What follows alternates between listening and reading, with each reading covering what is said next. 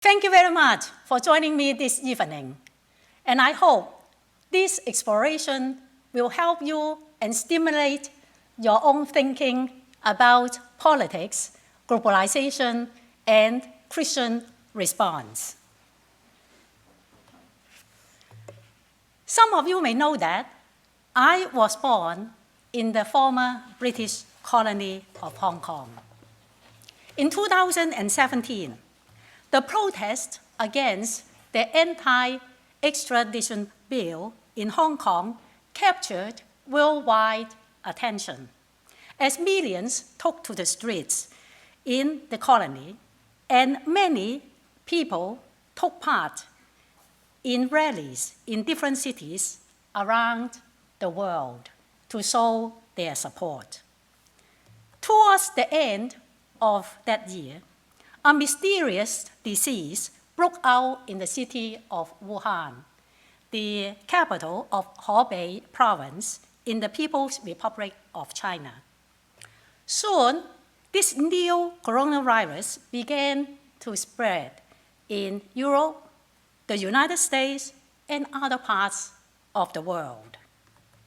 You may recall that President Donald Trump's reference to the coronavirus as Chinese virus and Kung flu intensifies the tension that already existed between China and the United States as a result of the trade war and other competition between these two countries. So as I looked for theological responses to help me understand the changing geopolitical situations in Asian Pacific, I found a dearth of material. The majority of books on politics and theology focus on Europe, the United States, or the North Atlantic, and there are few resources that talk about Asian Pacific, even though the 21st century has been dubbed the Pacific century.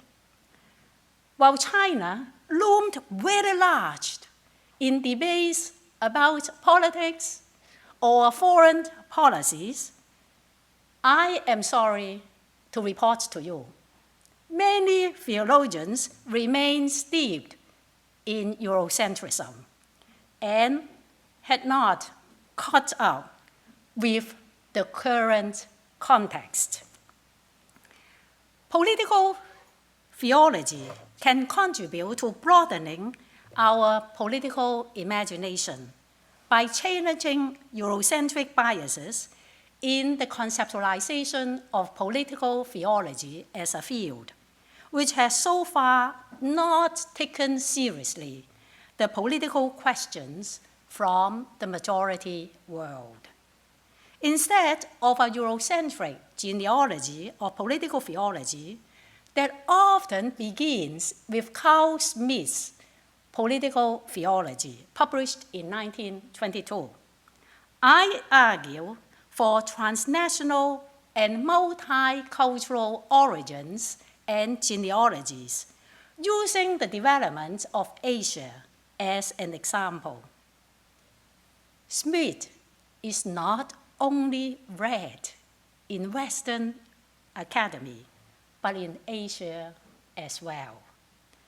I want to discuss what has been dubbed the Smith fever in China, to underscore the need to read this German jurist work cross-culturally. In the final session, I want to propose and outline a post-colonial and comparative theology of post-coloniality. So, my first part, whether political theology. Smith penned his political theology during the time of political crisis in the First World War. He saw the legitimacy of the Weimar Republic being undermined by atheism, capitalism, and political radicalism, and Famous said this: all significant concepts of modern theory of the state are secularized theological concepts. From Smith, scholars traced the development of political theology within theological discourse through Johann Baptist Metz, Eugen Moltmann, and Dorothy Soller after the Second World War, before moving on to the present theological turn in theological discourse on both sides of the North Atlantic.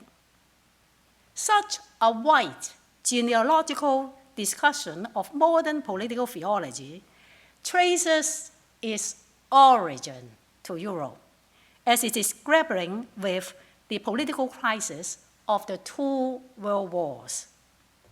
This genealogy, of course, foregrounds the works of European and Euro-American theologians, placing their reflections on politics at the center of inquiry.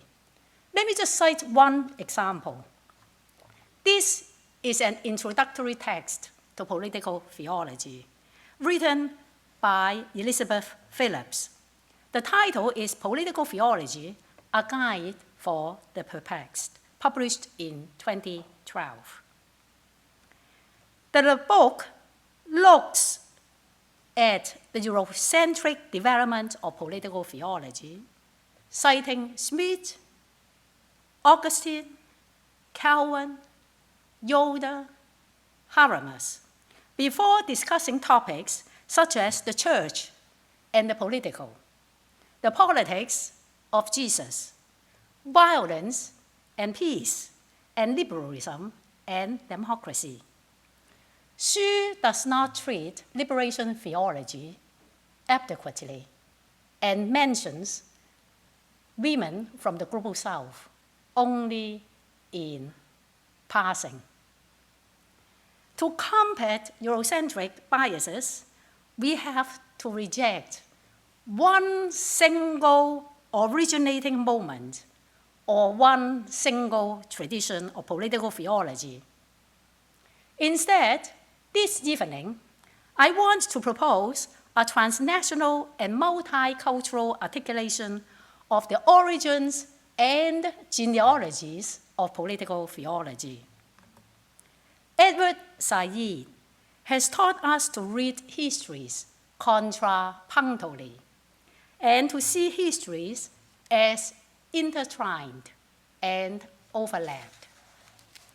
Using the insights from Said, I want to mention that during the time when Smith was very busy writing political theology, a different kind of political crisis emerged on the horizon in China. On May 4, 1919, students in Beijing took to the streets to protest the transfer to Japan of Germany's rights over China's Shandong Peninsula at the Paris Peace Conference after World War I, even though China had entered the war on the side of Allied powers.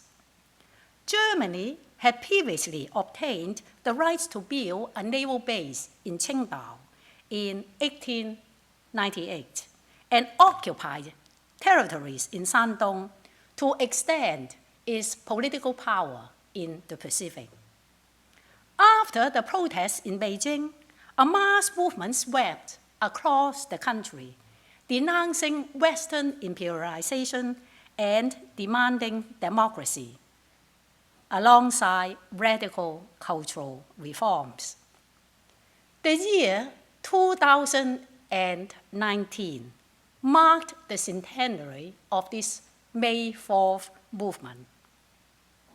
As we look back to the past 100 years, we can find that political theology can be traced to different genealogies.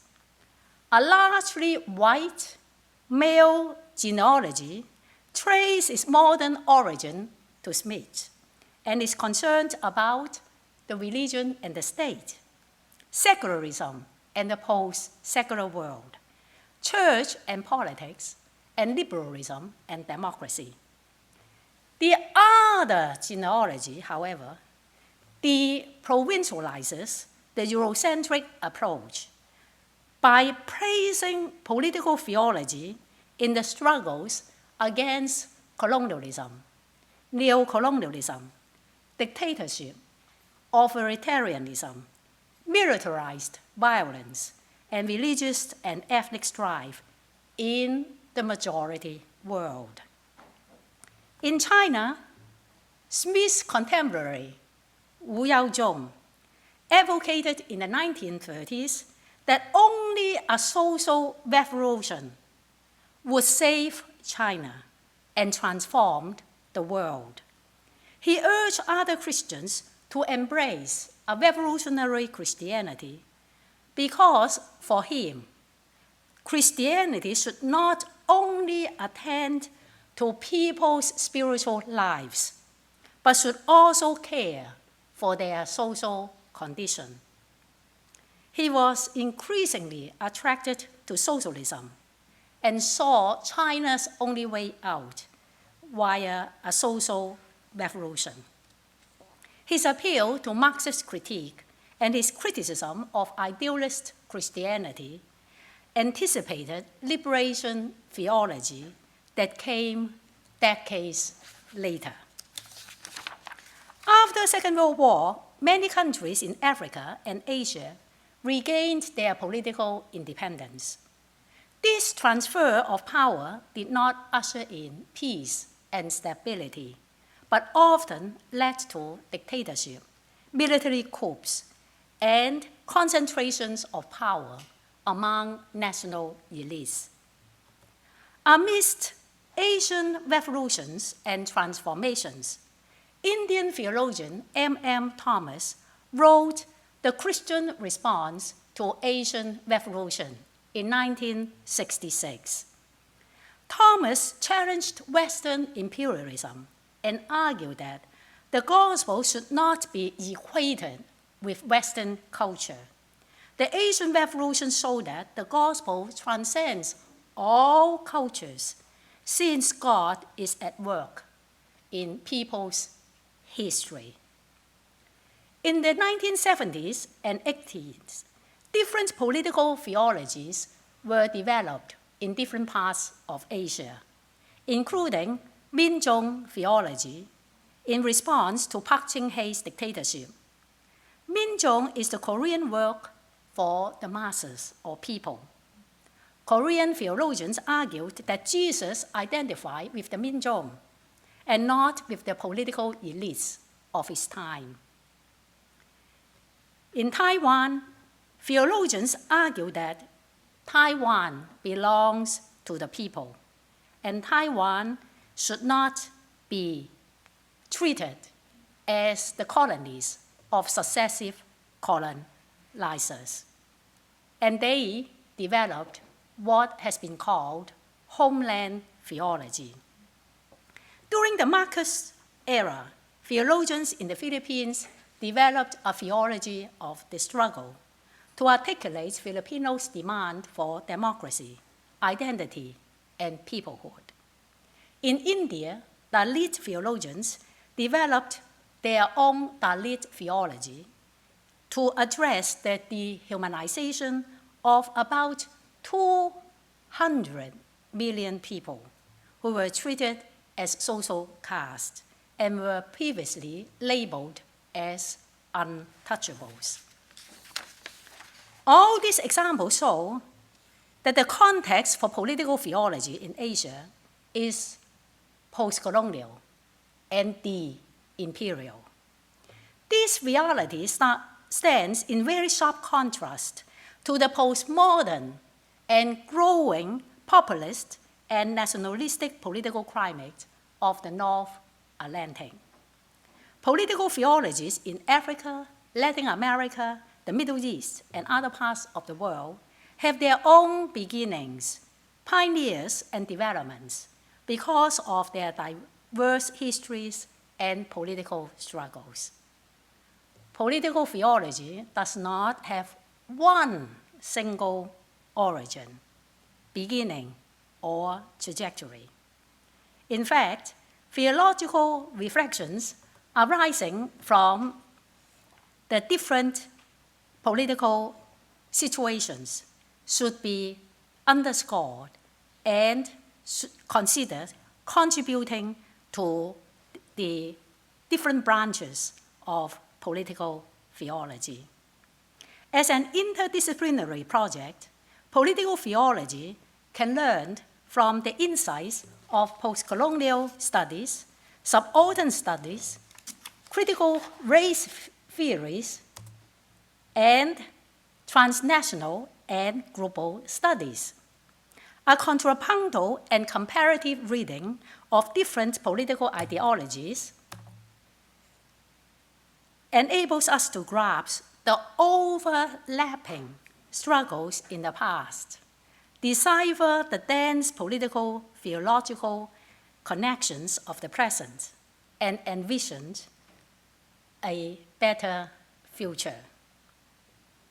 I come to my second part, Smith fever in China.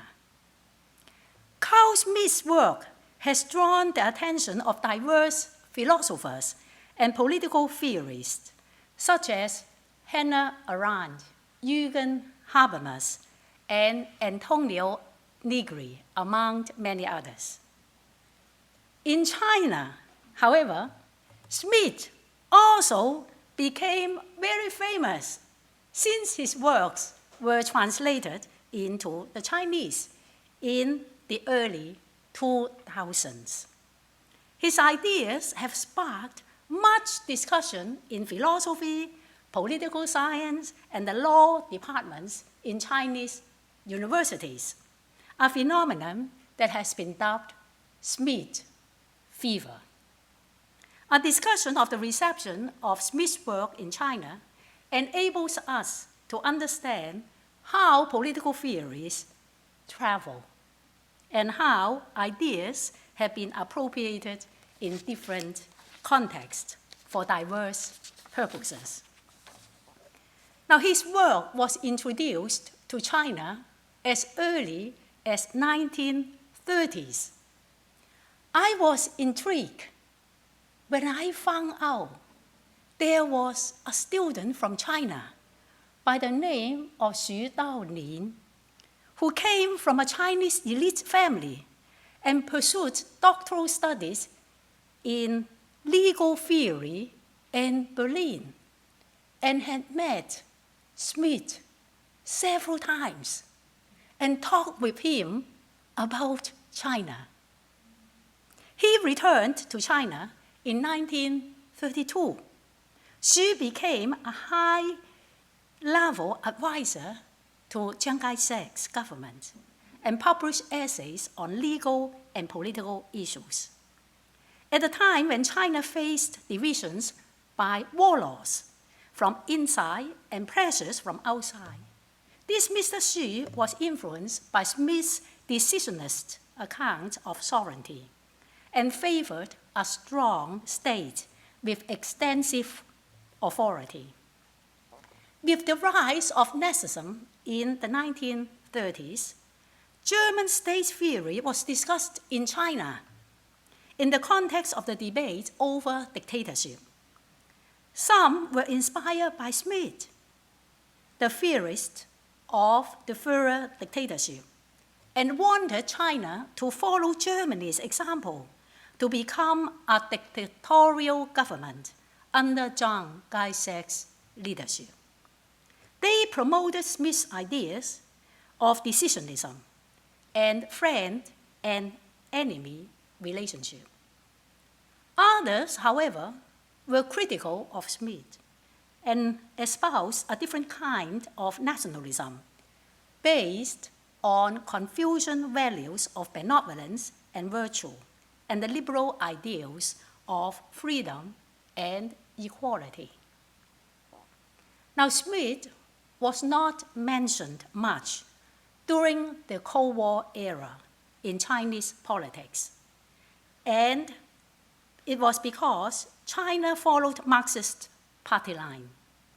Interest in Smith slowly revived in the 1980s and 90s, when China adopted reform and liberalization policies. When China opened the doors to the world, and with economic growth, China needed to think about what kind of politics or structures of government that would work best for the country.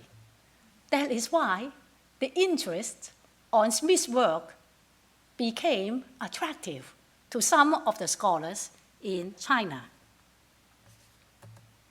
Lau Xiaofeng, a professor of cultural and political theory in Beijing, became the chief proponent of Smith's thought.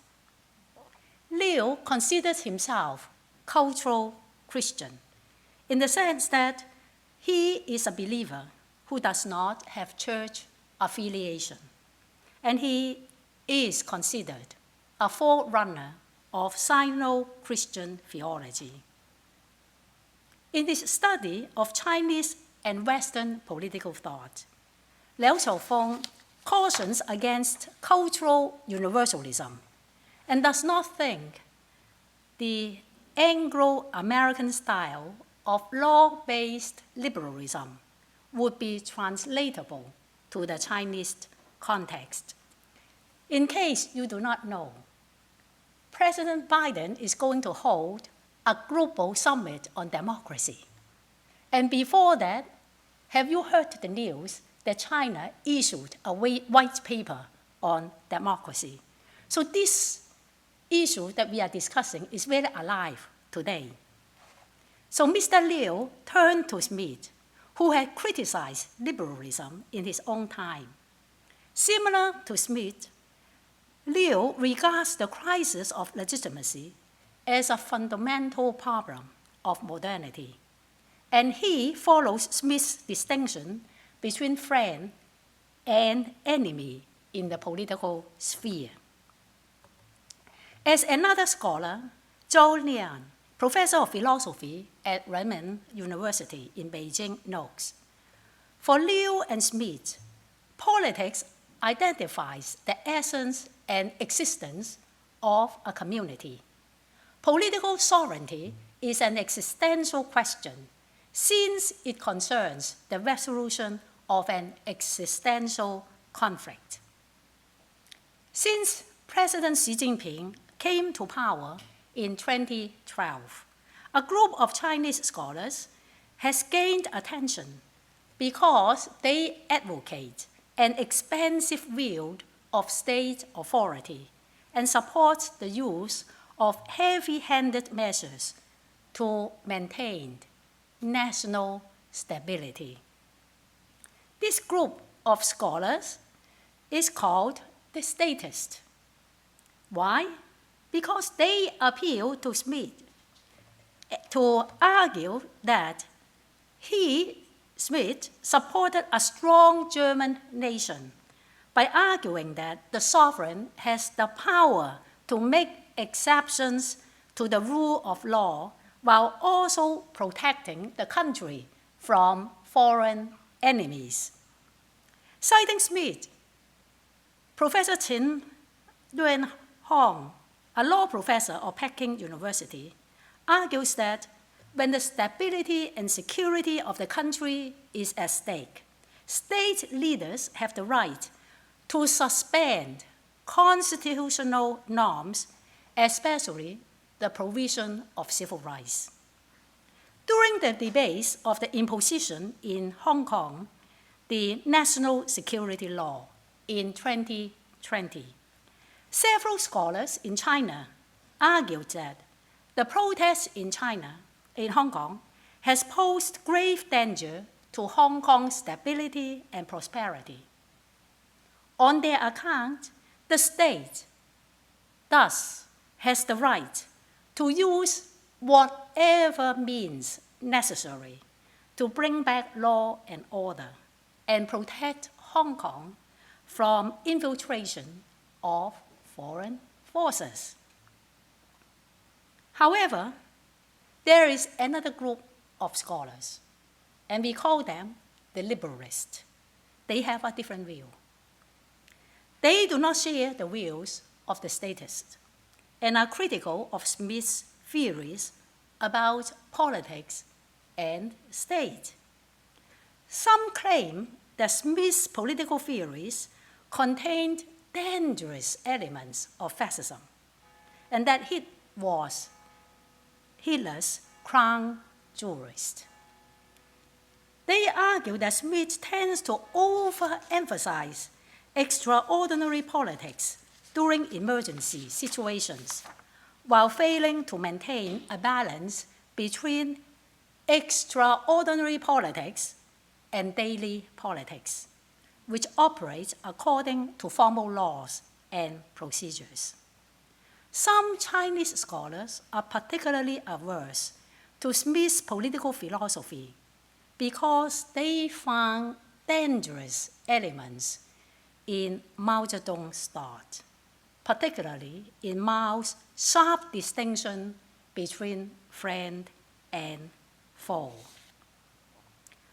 Working in a communist country that promotes atheism, scholars in China do not dwell on Smith's Catholic background or on his argument that the sovereign's power to suspend juridical order is akin to God's sovereignty over the universe. From a comparative perspective, we can ask, are there religious underpinnings in Chinese understanding of sovereignty? In Chinese tradition, people revere the Tian, heaven. The emperor is called Tenzi, that is, the son of heaven, and rule China with autocratic power. China's centuries-long monarchy was only abolished in 1911, when the last imperial dynasty was overthrown. Now, during the Cultural Revolution, Mao incited personal hero worship himself, reminiscent of a religious cult in fervor. After turmoil and disturbance, Deng Xiaoping led the country toward reform and liberalization to restore stability. Over the past several decades, the state saw its legitimacy as dependent not on any transcendental force, but on material things, such as the increase of income and the growth of China's GDP. The state whips up strong nationalistic fervor whenever it is criticized from the outside, especially during the Sino-American trade wars. Now I want to talk about the third part, a post-colonial and comparative political theology. Even though colonization and globalization have brought different religious traditions into close proximity with one another, most books on political theology focus only on Christianity and do not include other religious traditions. A comparative approach is needed because religious difference plays a critical role in colonization, in post-colonial nation building, and in global politics.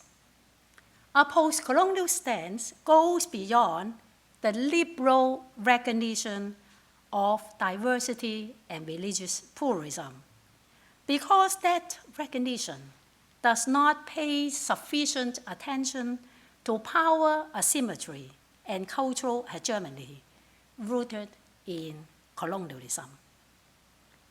The work of John Tartamouliou is important because he has challenged the ways Asian religions have been studied under colonial influences. Like others before him, Tartamouliou argues that religion has been construed as a universal concept imposed by the West, based on the understanding of Christianity onto other cultures and traditions. The broad discourse of world religion, he says, emerges, I quote, precisely at the moment when Western colonialism and globalization brought traditions into ever greater proximity, end of quote. Tartamagno argues that different traditions are not self-contained religious systems, which can be nicely fitted into the different boxes.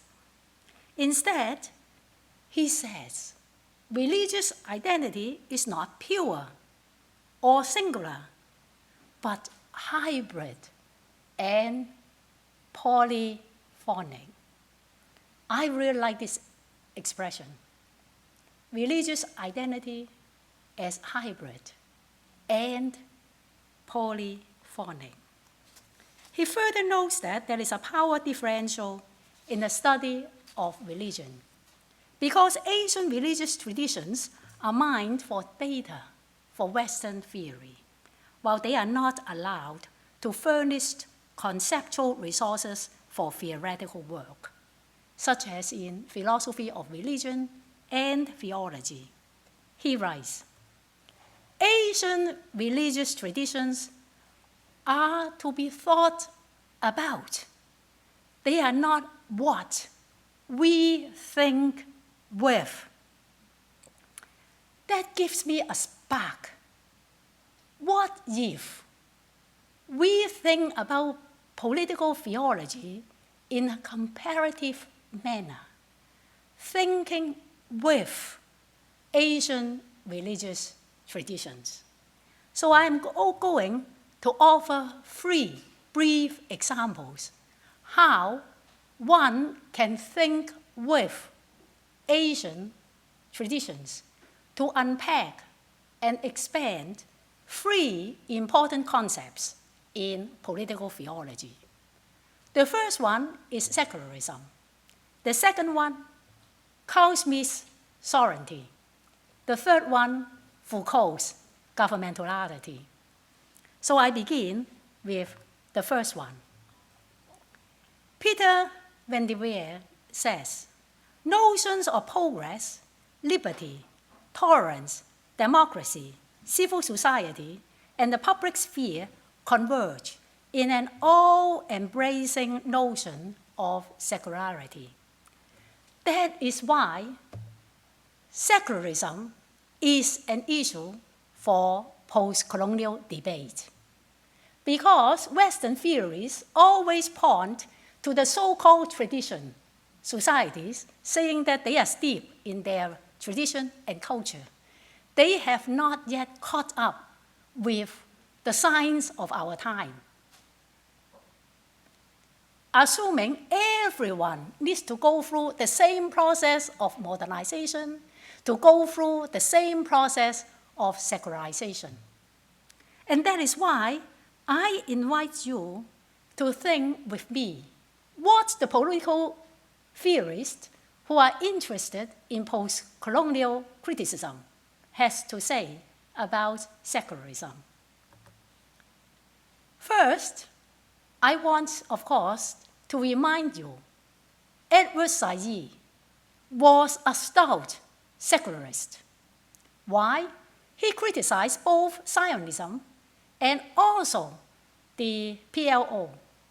And he said religion had just simply caused too much bloodshed and innumerable massacres. Gayatri Spivak is also a secularist, for that matter. But I want to remind you, anthropologist Khaled Assad takes a different route. He compared the understanding of secularism in Western societies and in Islamic societies. And he cautions us that the production of secularism is a Western political project developed in a critical period So secularism's supposed connection to rationality or modernity should never be taken for granted or universalized for all societies. Now let me then talk about Confucianism to think with this particular notion of the secular.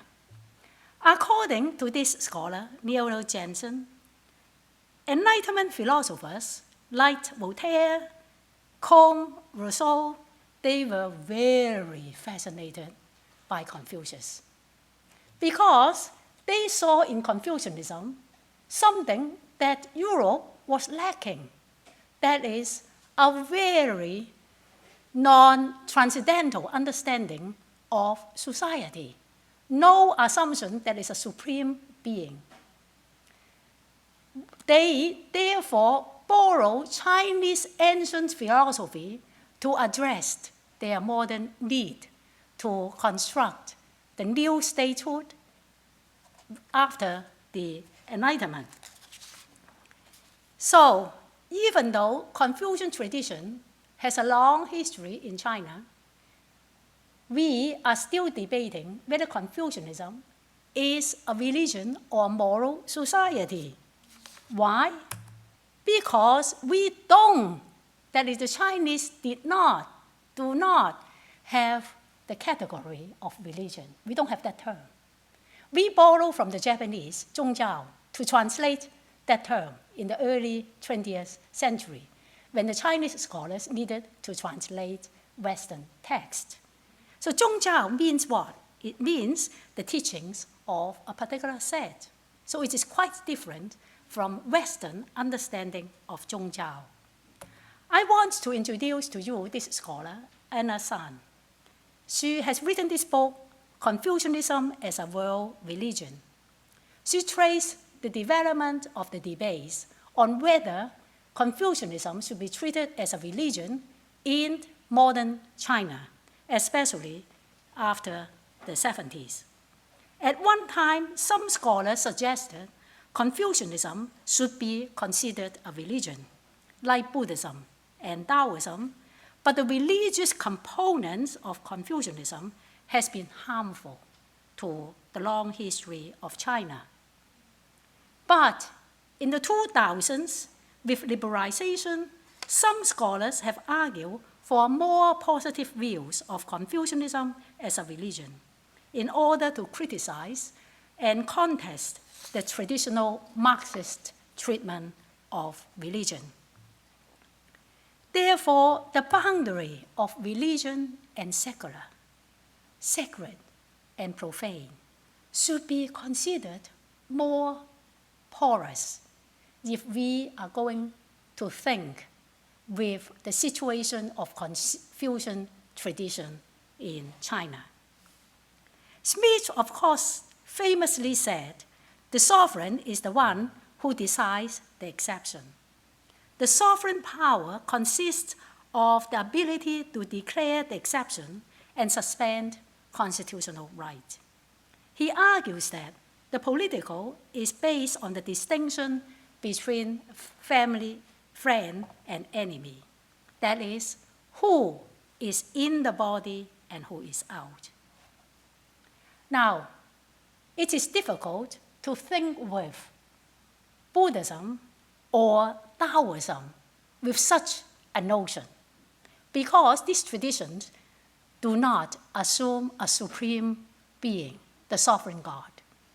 A more productive conversation will be with Islam, one of the Abrahamic tradition. Now, I want to introduce to you the work of this scholar, Shah Mohammad Ismail, a South Asian Muslim reformer in the 19th century, because he offers a Muslim political theology with a notion of sovereignty very different from Smith's. He wrote a Persian text which can be translated with this title, Station of Leadership. According to this scholar, Sheikh Ali Tarim, this text shows a vision of Muslim political thought and understanding of sovereignty that exists and subverts the modern privileging of a territorial conception of the nation-state as the centerpiece of politics. How so? Well, it's interesting that for him, the ruler is not equated to this sovereign God. In fact, the ruler should be submissive to the foreign god. When the ruler harbors self-interest and does not help the people to develop Muslim identity and piety, he will be treated as an enemy of the people. So the sovereignty to God does not mean that the ruler has all the power. His power needed to be checked because above the ruler, you have the sovereign God. And that is why the function of the ruler for him is to help the people to cultivate religious piety and salvation. It is a very interesting comparison if we think with his idea to expand or even correct some of Smith's argument. Now I come to Foucault's governmentality. Here, I want to remind you, Michel Foucault used governmentality to refer to the practices of governing and the techniques of power used to manage populations and control the conduct of the people. Foucault suggests that the Christian pastorate formed the basis of modern governmentality. As God takes care of God's people, the pastor has responsibility to care for and watch over the lives of members of the congregation.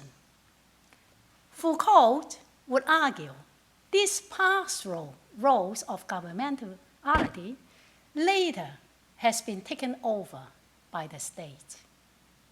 Now let us see if this works in colonial settings. I invite you to think with Buddhism in Laos and Cambodia at this junction.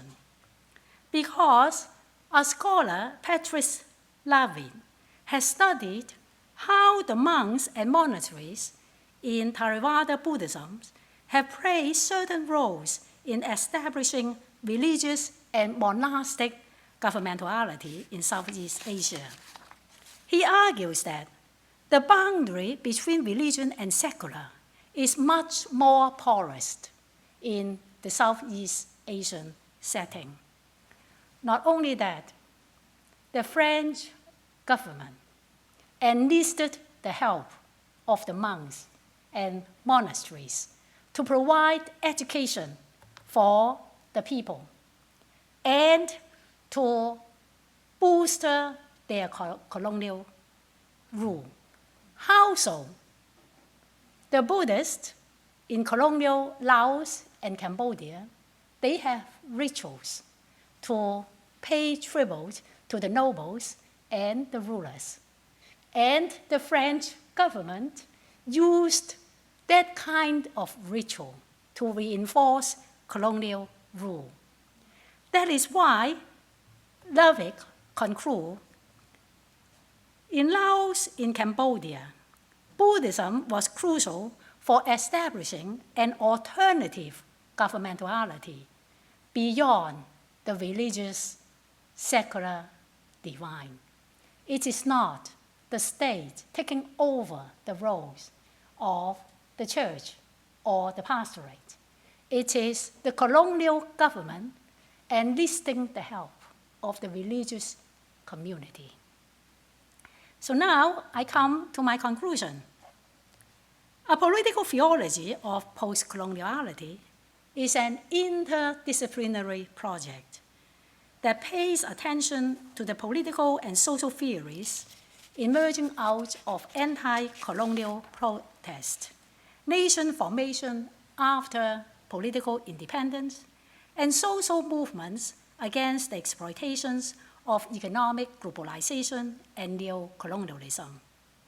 It challenges Western political theorists and theologians when they overlook the close connections between modernity and coloniality and fail to acknowledge the darker side of modernity. Modern Western political ideas did not emerge in a vacuum, but were developed in societies whose political economy and social institutions benefited from colonialism. Post-colonial politics is global politics because the colonial legacy and imperialistic administration continue to shape our world today, from responses to COVID-19 to the worldwide refugee crisis and to climate change. A political theology of post-coloniality needs to be transnational and interreligious, committed to thinking with people of other religious traditions.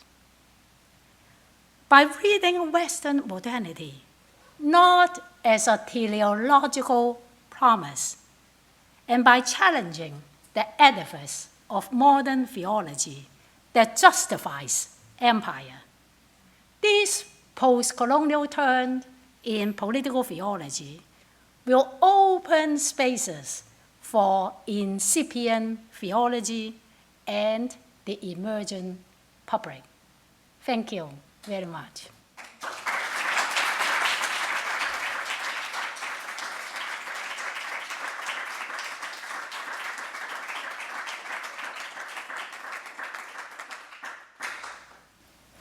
We have time for a few questions. Please introduce yourself so that we can know who you are and your affiliations. And stand, if you will, so we can all hear you. Who has a question? Yes. Hi, my name is Clarice. I'm a first year at the Divinity School. First of all, thank you for a really incredible presentation.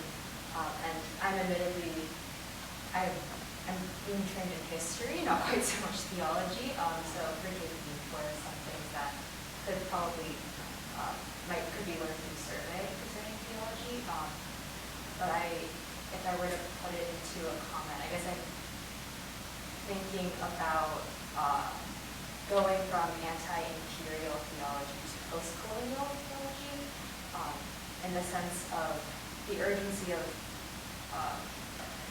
needing transnational solidarity, but also thinking about how achieving nationhood in our modern world has been accompanied by the undercurrent of nations achieving nationhood in order to be recognized by other pre-existing nations. And so there's always that precedent of, well, what were the original nation states that have kind of influenced the current of other people achieving liberation, but through that becoming nations. So I'm thinking about transnational solidarity and wondering how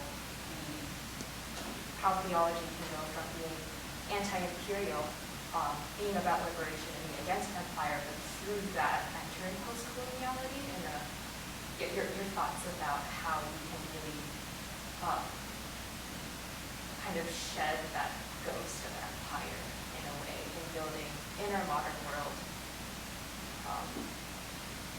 and be able to be on equal footing in post-coloniality. Thank you very much for this very important question. As we recalled, in the early 20th century, the majority of the world's populations were under colonialism. And then we thought, after the Second World War, when these countries became independent, regained statehood, that some of the questions will be solved. But it was the post-colonial theorists who taught us not so. Nationalism certainly served at a particular moment. But after colonization was something of the past, we did not enter stability or turning to countries that addressed people's needs. You look at the world. And then I hope many of us will listen to the global debate on democracy later. So we asked why.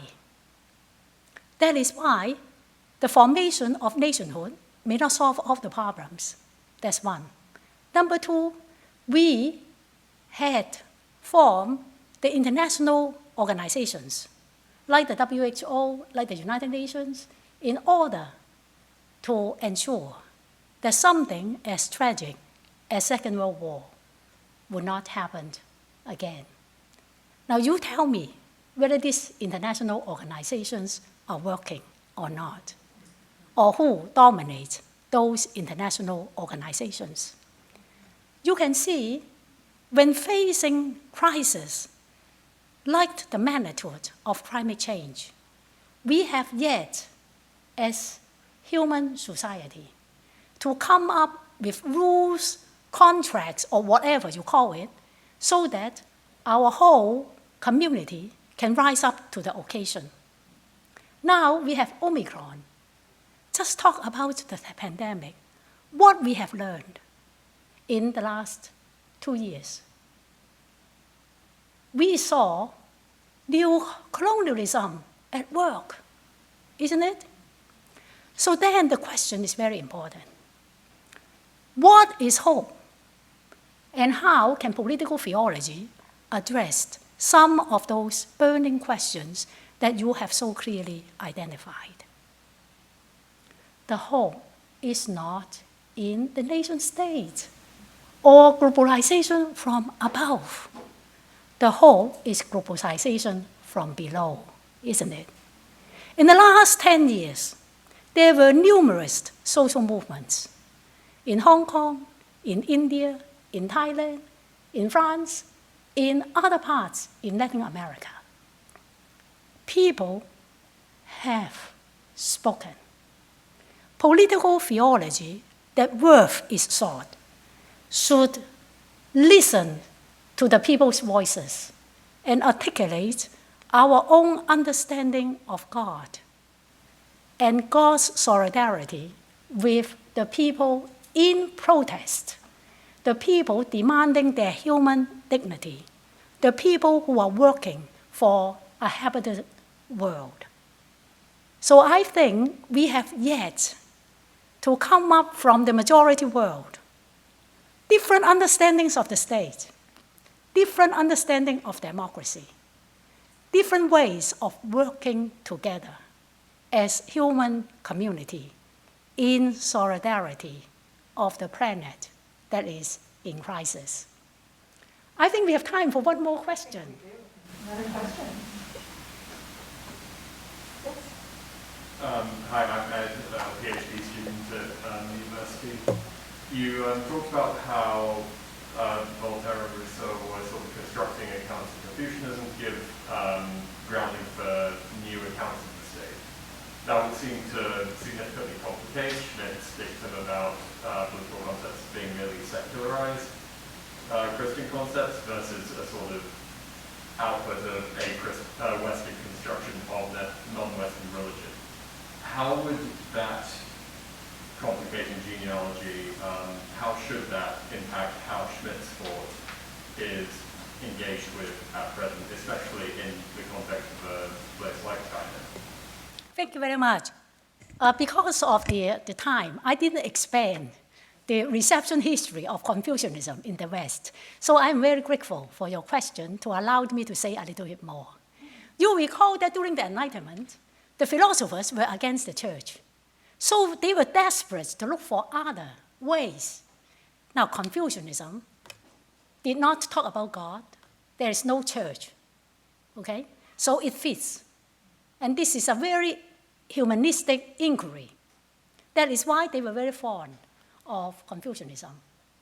But later, they did not like Confucianism. The Romantics, remember the Romantics? They were fascinated by Hinduism, the Indian religion. And when China became the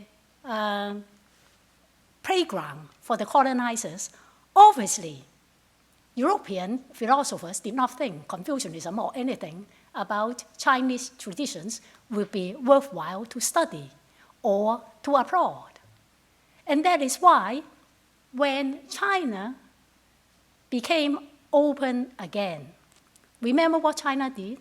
China opened Confucius Institute to let the world know about Chinese culture. Can you see that? Confucianism is never just a moral philosophy, or whether it's a religion or not, an instrument of political power in the past in China. And it can be used as also a tool for democracy, diplomacy, I mean. And today, when we say socialism with Chinese or Asian characteristics, what are we talking about? What kind of Chinese characteristics? And that is why several years ago at Tiananmen Square, a big bronze statue of Confucius was erected. And then, of course, after a short while, then it was removed. As ancient as a tradition as Confucianism, I was brought up to think it's very feudalistic, very anti-woman. It was not until I did my graduate training that I began to see, if I have devoted so much time as an Asian feminist theologian to reclaim what is available as spiritual resources in Christianity, shouldn't I be a little bit more open-minded to think Confucian tradition with its thousands years history? Yes, it has been co-opted by political elites, by the Enlightenment philosophers, but what can it contribute to global culture? When we talk about climate crisis, soon the Confucian understanding of human beings in between heaven and earth, and together with heaven and earth, we have to create harmonious relationship. Shouldn't that be something that I would want to study more, if not to reclaim?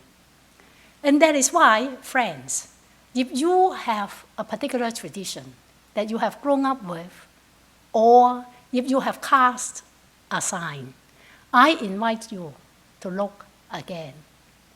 I invite you to use critical lens, because we need to think with many traditions to develop an interreligious and really expansive view of political theology for our time.